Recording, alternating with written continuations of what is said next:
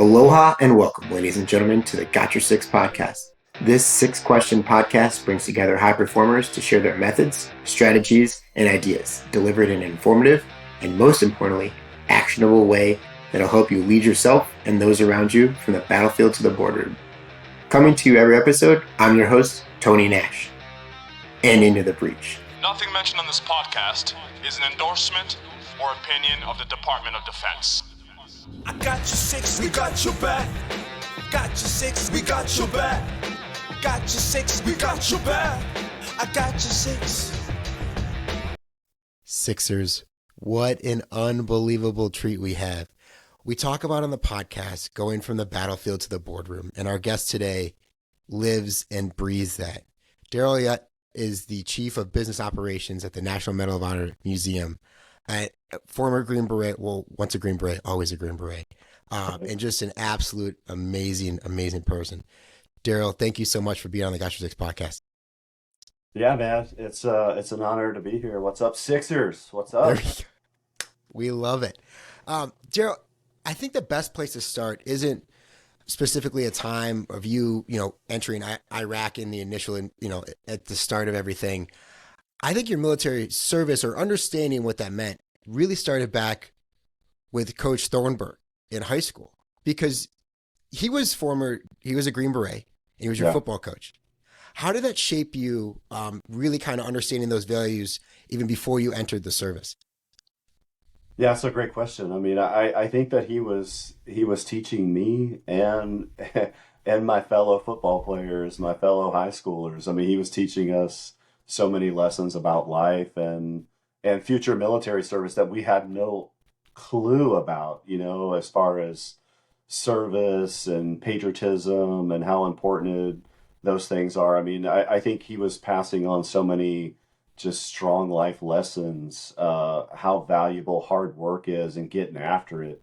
And a lot of things, just in my opinion, a lot of things translate from the football field to life and wrestling. I mean, all the different sports. I mean, you get knocked down, you get back up. You don't win every single time. There's sometimes that you lose, and how to be a graceful loser. I mean, there's just so many different life lessons that, man, I just really appreciate having him as a mentor and as a leader. And I need to go. If he's even still alive, I'd love to have a conversation with him and just let him know the appreciation and the gratitude that I have, because he just taught just so many different lessons.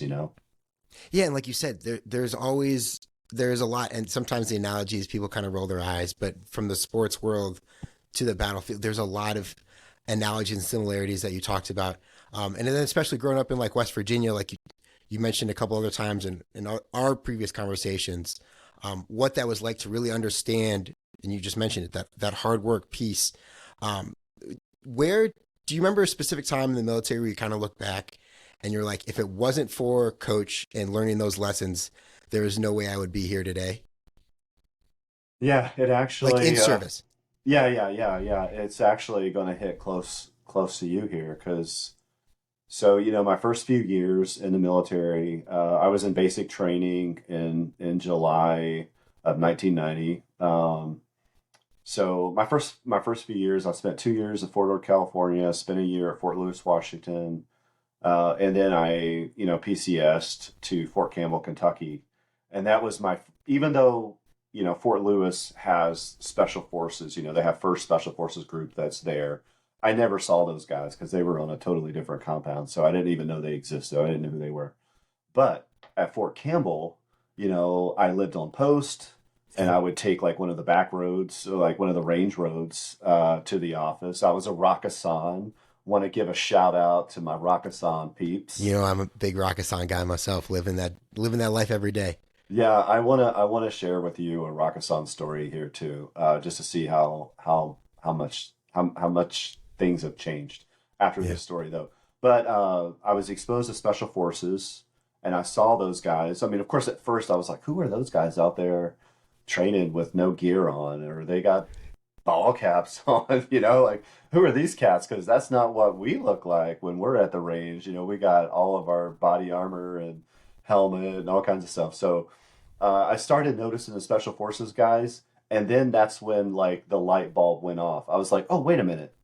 I had a football coach that was special forces because, as a young 15, 16, 17, 18-year-old kid, Yeah. I mean, you hear special forces and you're impressed, but you don't really know what you're that super impressed about. It's just kind of like it's got just that something out gravitas. there. Yeah, Yeah. It's absolutely. like, but then I started tying it together and I was like, oh my gosh, my football coach, that's what he did. And we did stay in contact there for a few years after I graduated. So this would be 1995. I graduated in 1990. So I would still, call him from time to time, and it's like, hey, do you think I can do this land navigation? I seem to be all right at it as an infantry guy, but I heard these special forces guys, like it's a whole new level. So that's when, it took about 5 years for the light bulb to really go off. And that's when I think because of him, that connection, it helped kind of push me. It helped push me over the line, like, you can do this. Yeah. At least give it a shot. Yeah. Giving yourself that permission has really kind of served you at a lot of different points, and especially getting to where you are now as Chief of Business Operations for the National Medal of Honor Museum. Because I think when we first started talking, first off, the museum doesn't exist yet. It's not there. I mean, it's being built, which is awesome, but that for all these years, and you can kind of go more into the data, we never had a National Medal of Honor Museum. So taking those, and then I think where we really need to kind of focus in is the 6 shared values in every that is on every recipient's medal. Right. Why don't we talk? Because there's a lot of ties to what we talked about, right? Courage, sacrifice, commitment, integrity, citizenship, and patriotism. How is the museum is being built, and kind of how are they kind of incorporating all of those different values? Because those are very, very big things. Yeah, that's important. And for whatever reason, it baffles a lot of people. And it's like, wait a minute, there's not a National Medal of Honor Museum. I mean, this is the highest award for our country for valor, valor in combat. This is the highest award. It was created in 1861. Abraham Lincoln, the first award was in 1863. There's been, approximately 3,500, a little over 3,500. We only have 64 living Medal of Honor recipients right now as we speak. In 2 more days, we'll have 65. March 3rd, President Biden is awarding another a Medal of Honor to a Special Forces guy that came out of 5th Group. Also had some command time at 10th Group, so that's cool. But yeah, it's almost baffling for people. Now there are museums that have Medal of Honor displays, and the U.S. Army Museum. There are some museums that they're heavy on the Medal of Honor, but as far as like a National Medal of Honor, it's not something that existed. So once we started talking about it and spreading the word, it was like, gosh, how can we get behind this? But as far as those values that are inherent in the Medal of Honor recipients and what the Medal of Honor represents, the 6 that you mentioned: courage, sacrifice, commitment, integrity, citizenship, patriotism. I mean, a lot of those are American values. They're our values. But what we're really trying to do, and what the team is trying to do, is to weave those into the story. Because when you come and visit the National Medal of Honor Museum, it's not going to be a chronological, I would say, kind of boring. It's not going to be, Right. You walk in. It's an and experience. You start right at the Civil War, 1863, and then you walk around the whole entire museum, and then you end up in GWAT with, Iraq and Afghanistan. Like, we're not doing a chronological museum.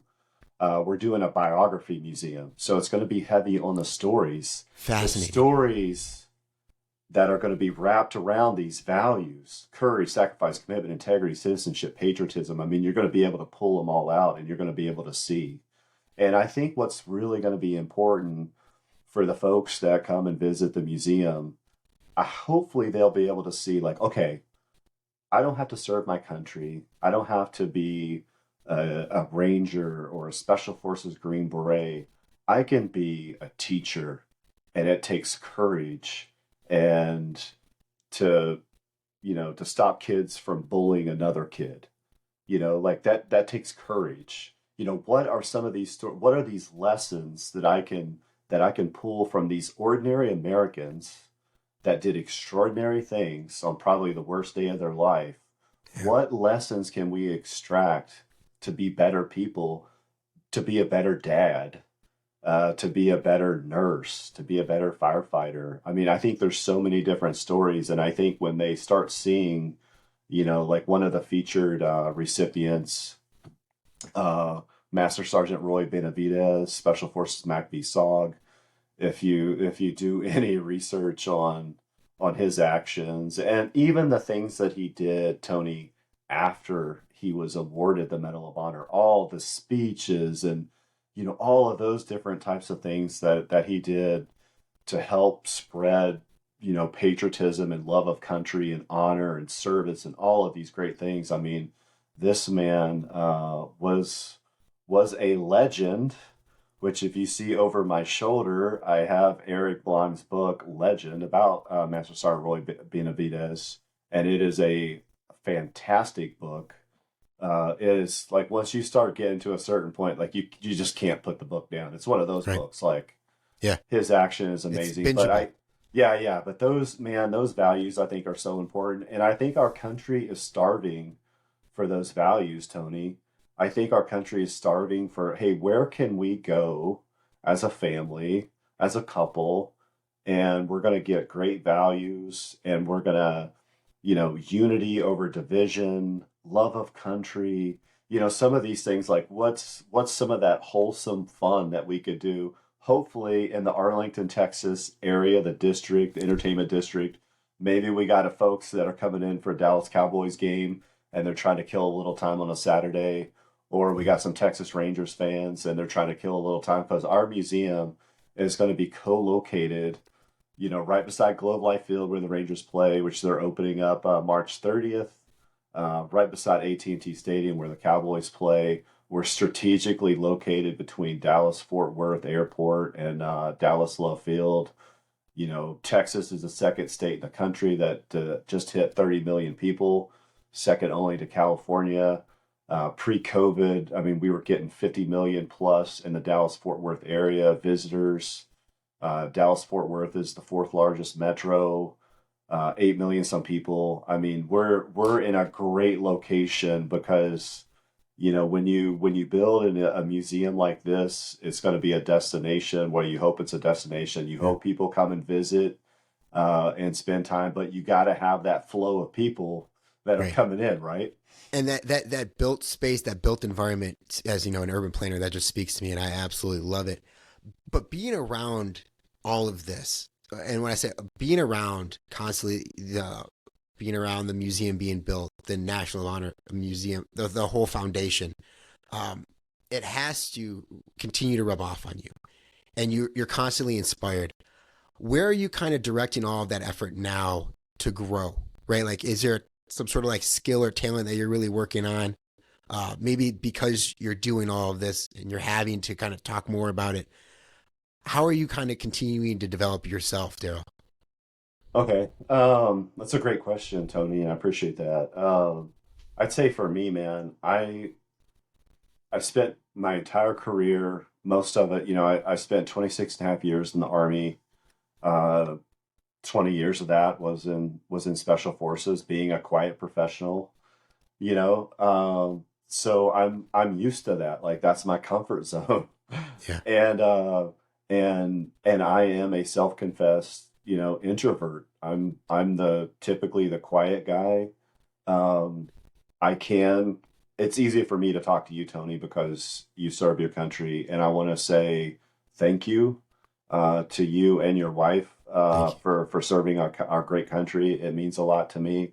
Um, but I'm an introvert, and I'm typically the guy. I would be the guy in the meeting that could just be sitting there and just taking notes and kind of being a little pragmatic and listening in, and I don't need to feel like I need to talk and all that type of stuff. So to get to your question and to answer your question, I'm trying to do more engagements. I think this is my seventh podcast. Really proud to be here on your podcast, but I think this is my seventh podcast, and this is something that I'm working on, and I have to prep and do all those type of things, and I want to be a good podcast guest. Yeah. I'm also working on my speaking because we have some fantastic stories. I mean, is there any better material? I mean, I feel like there's times where I feel like I want to call up Hollywood and say, "Hey, I got a crazy idea.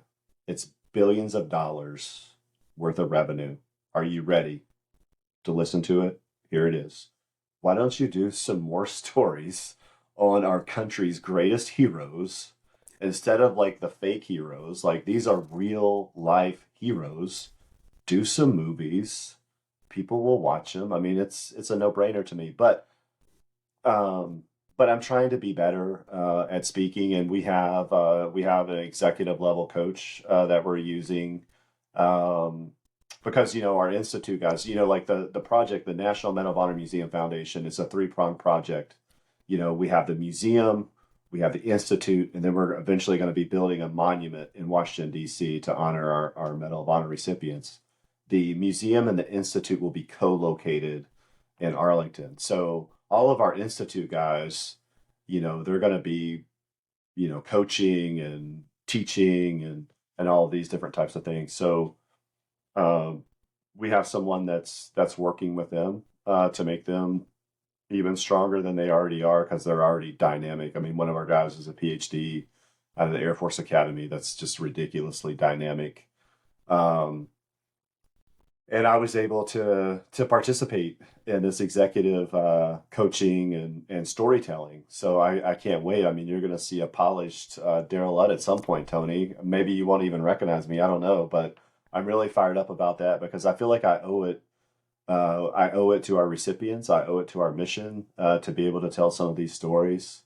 I'm able to talk a little bit more about Master Sergeant Roy Benavidez because I've learned so much about him and read up on him. But it is definitely humbling, man, to be part of this foundation. I mean, my boss, the president and the CEO of the National Medal of Honor Museum Foundation, is Chris Cassidy. He's a former Navy SEAL, served in Afghanistan. He's an MIT grad. He's a former chief NASA astronaut, spent a ton of time in space, and that's my boss. Like, I had an hour meeting with him today. Charlotte Jones is the chairwoman of our board. She's the executive vice president. Another rock star over at the Dallas Cowboys. Oh man, she's a rock star. She's a rock star. I can't say enough good things about Charlotte Jones. She's the executive vice president for the Cowboys. She's their chief brand officer. Her and her entire family are absolute 1,000,000% patriots that love this country. They love our military. They love our recipients. They do so much. They do so much for our country. It's amazing. I would like to tell a little small story about Charlotte that I heard before I interviewed with her. I'd read a story about a former Air Force guy. He had served in Iraq or Afghanistan, and I think he did like maybe 8 or 10 years. But he was terminal. He had terminal cancer, and he was a younger guy. So I think it was someone from like the San Antonio Spurs. They knew Charlotte, and it was football season. And this guy loved the Dallas Cowboys. He loved Emmitt Smith. And this is like on a Saturday, Tony. The football game is Sunday. So this guy from the Spurs, San Antonio Spurs, he calls Charlotte Saturday sometime and says, I have an Air Force guy, former Air Force guy, served his country. He's got terminal cancer. Don't know how much longer he's got, but he's a diehard Cowboys fan. He loves Emmitt Smith. Is there anything that you might be able to do? And she said, "Can you get him here? Can you get him here for the game?" And he said, "Yeah, absolutely." They got this guy at the game. They put him in a suite to watch his beloved Dallas Cowboys. He sat right beside Emmitt Smith. The whole game. It was the first time he'd ever got to see the Cowboys play live. And Charlotte Jones is the one that set this up. And I believe within a week of that game, he ended up passing. But man, that hits you in the heart. Like that's like angel wing type stuff there. But that's So, Charlotte Darrell, Jones. as we kind of talked about too, is right. You live by the motto, right? Service before self. Like you said, you did 26 years in the Army. How did you have to reevaluate that after you hung up the uniform? How did I have to reevaluate? How you continue to serve, put service before self. Yeah, I had to kind of find my way a little bit, Tony, because my first big boy job, first post-military job, I worked at the Museum of the Bible, which really, I mean, definitely facilitated where I'm at now. And I retired out of Fort Bragg. Who would have thought I would have ended up in Washington, D.C. During construction phase of a $550 million museum, 430,000 square foot, Museum of the Bible. Like, it's impossible. It's crazy. So that was a way of serving in a way, but I was there with people it was like a calling, like, like I was called here. And to be honest, I felt like, hey, this is a business decision for me because I just retired. I was a little scared during the transition, like what's going to happen? I mean, I'm used to getting paid twice a month. Like, what do you mean I'm not going to get paid twice a month? So it was a business decision for me, but I definitely felt like a missing part of my heart a little bit. Like I wasn't serving, I was serving the museum and I was serving the guests because I started out as a director of security, transitioned to a director of ops. So I kind of went through that transition. And then my next gig, I was a consultant, and that's heavy business development. And hey, we're paying you this. We expect you to make 2.5 to 3 times that, bringing in that business, revenue. And that is a way to serve, and you are keeping the country safe. So that was great. But when I had an opportunity to sit down with Chris Cassidy and go over some lessons learned from my previous history, and all the museums that I'd either been involved with or worked at. And I was just like, man, I feel strongly about your all's mission. This is a great mission. This is a great job. This is honorable work. It makes me want to wake up and drive in the morning to work. So there was definitely a transition for me, and I'm sure that's how it is for a lot of people. But it's very important for me because I think these stories are so important. These stories need to be told. A lot of them are kind of getting lost a little bit, and I think it's important. It makes me feel like I'm still contributing to the country and to the cause. And there's different ways people go about it, man. Some people get angry and they're very hateful and they do whatever on their social media and all that type of stuff. But I mean, there's really only a few ways you can try to, if you're part of the problem or part of the solution, right? Right. And you had to go through that journey in order to understand what service really meant to you because you were so used to wearing it on your chest. And I see that you have, for those that are listening in the audio, Darrell has a phenomenal background. I have to ask about the sneaker behind you, like that patriotic sneaker. There's got to be a story there. Yeah. So these are some awesome sneakers, man. And a friend of mine that I met just from working at the foundation and being connected on LinkedIn, which I was never on social media, Tony. I was never on social media, and it's hard given your line of work. Absolutely. Right. Yeah. But my second, when I was doing the consultant gig, my boss was a retired colonel out of the Army, Bill Edwards, good boss. And Bill's like, hey man, I understand the whole Green Beret, whatever, but you're a consultant now. Like you're not a Green Beret anymore. You're a consultant, and people want to hear, like, if we're going to try to sell some kind of security service or, for you to do business, they want to know your background and what you've done. So you have to get your name out there, at least get on LinkedIn. So I got on LinkedIn. That was good because it really helped out a lot of things, especially where I'm at now. So that is the one social media that I'm on. I'm not on any of the other stuff. But anyway, connected with Darren Davis, and he is the one, him and his wife, they created it's RDC Shoes, Romeo Delta Charlie, RDC Shoes. They created this company after 9/11. Darren Davis, he's a devil dog. He was a former Marine Corps guy, served his country, was so inspired and wanted to do something after 9/11. So they created these shoes. The shoe that you're looking at over my shoulder, it's the Glory shoe. And Darren did this shoe for he gives, I think it's like $5 or $10 to the Congressional Medal of Honor Society and Woody Williams Foundation. Woody Williams being the Medal of Honor recipient from my home state of West Virginia. So he gives part of the proceeds to those two organizations. He does a lot of things. Him and I, we stay in touch, and he's got a great foundation, and I think he's going to come down to Texas. But I would love to get him connected with you, Tony. And you're right, man. That's an awesome, beautiful shoe, right? It is a sweet shoe. But as we kind of talked about with service too, it is not just like this very linear path. There's a lot of up highs and lows, successes and setbacks.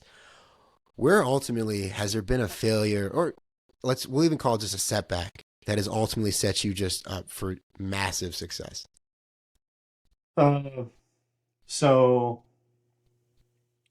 when I was still in, that's a great question, Tony. Thank you. I was still in, man. I was fast tracking pretty much my entire career, and I'm not trying to sound like arrogant or bragging or anything, but I came in. I was a 20-year-old E5. I couldn't even buy beer at the class 6, right? So that's kind of weird. But I was a 20-year-old E5. Did great things. E6, E7. I think it was a 32 or 33-year-old E8, leading a team in combat, multiple.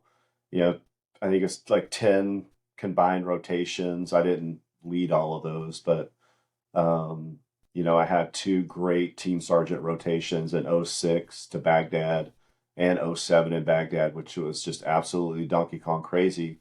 So, man, my career was rolling. My personal life wasn't that great because I was always gone. But I had some great rotations and I had a lot of success in the military.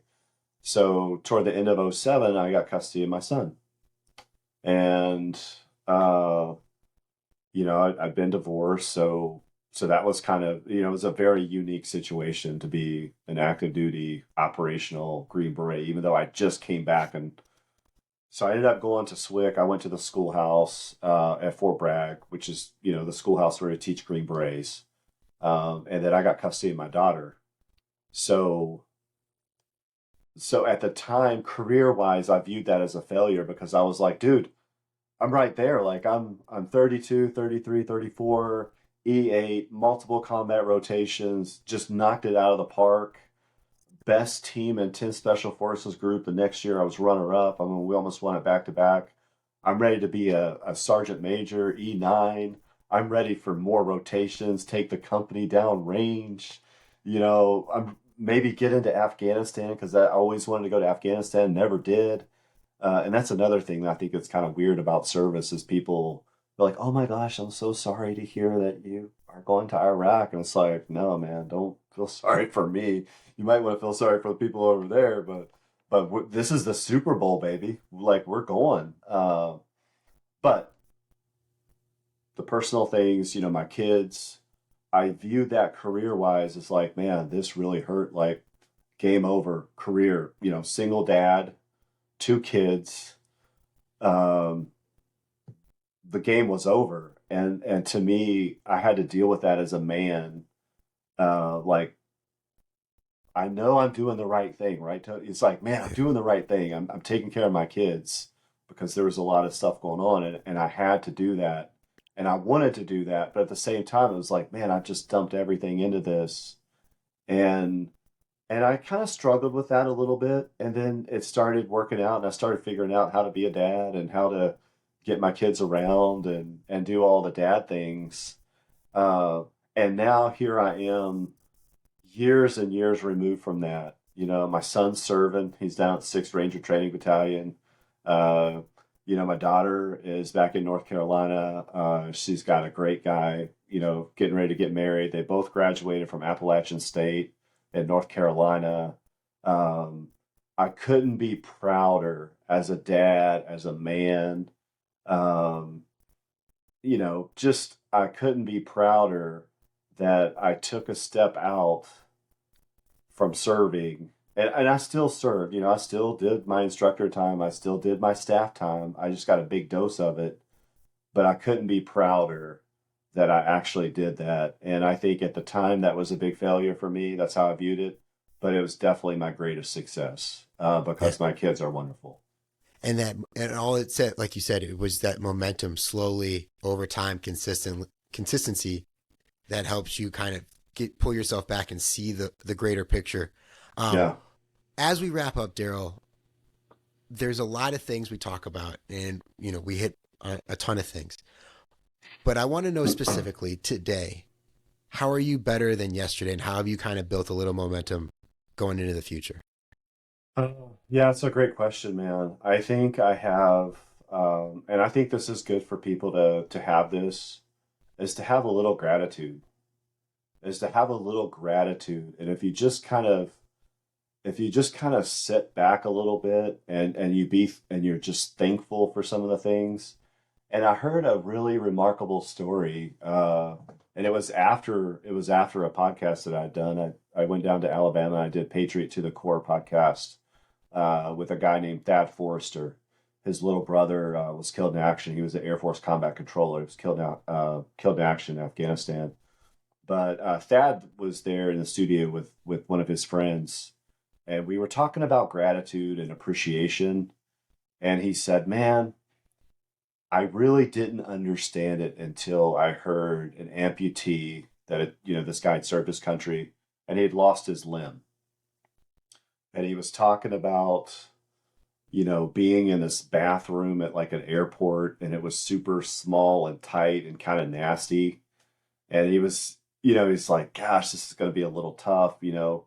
But he came across a guy that was a double or triple amputee from Iraq or Afghanistan, and he was with his wife in the men's restroom in one of these tight stalls, and he started thinking about this other guy, and he was like, this is one of the most personal bodily function Spaces type to of be in. things Yeah, absolutely. in the space.